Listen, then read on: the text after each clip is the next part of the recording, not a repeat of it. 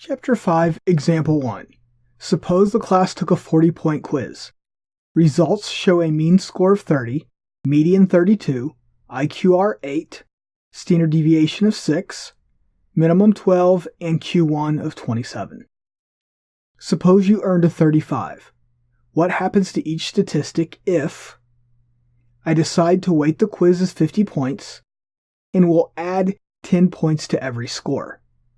Your score is now 45 points. Now this is some simple math, but there's one thing that's going to catch us we'll forget about all the time. Get it through your head now, it will help significantly down the line. There are two things that can happen when we're shifting data. We can shift it left and right by adding values or subtracting, or we can multiply by a constant value.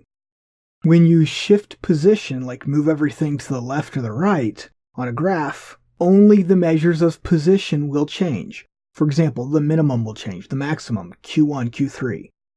But the standard deviation does not change. The IQR does not change. Measures of spread stay the same when you're simply adding or subtracting, because when we add or subtract, we're just shifting the graph, we're moving it. The Q1 and the Q3 shift by the same amount, so the distance between those two values stays the same. The minimum and maximum both shift to the left or to the right by the same amount, so the distance between them remains the same. We want to find the mean, the median, the IQR, standard deviation, minimum, and Q1 for this data. The mean score was 30, and we're shifting every statistic by adding 10 points, so the new mean will be 30 plus 10, or 40 points. The median is 32. This is a measure of position, so I'm just going to add 10. 32 plus 10 equals 42 points. IQR, measure of spread, not of position, so the IQR remains the same, 8 points. Standard deviation remains the same, 6 points.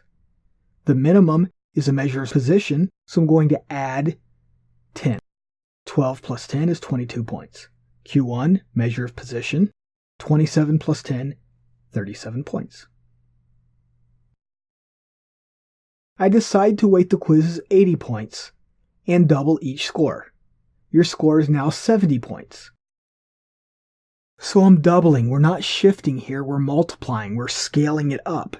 In this case, measures of spread will change because if my Q1 is 10 and my Q3 is 20, I multiply both of those.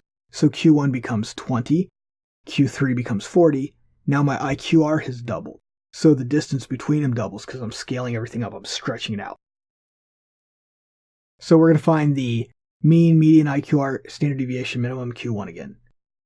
For my mean, I just multiply by 2. So 30 times 2 would be 60 points.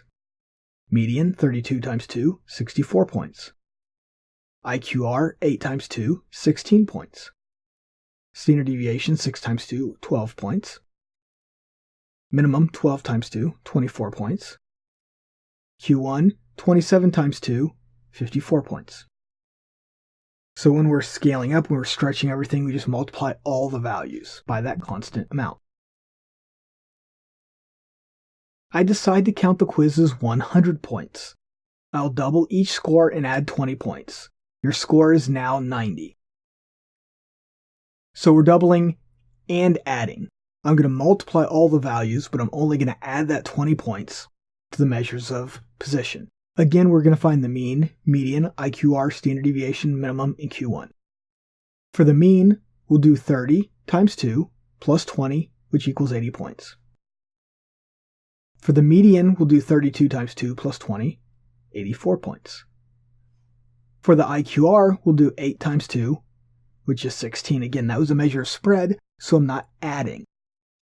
Standard deviation, another measure of spread, I will not add the 20 points, I'm only going to multiply. Standard deviation is 6 times 2, which is 12 points. The minimum is a measure of position, so I will multiply and add. 12 times 2 plus 20, 44 points. Finally, Q1, also a measure of position. 27 times 2 plus 20 equals 74 points. And that's it. Remember that you do not add to measures of spread.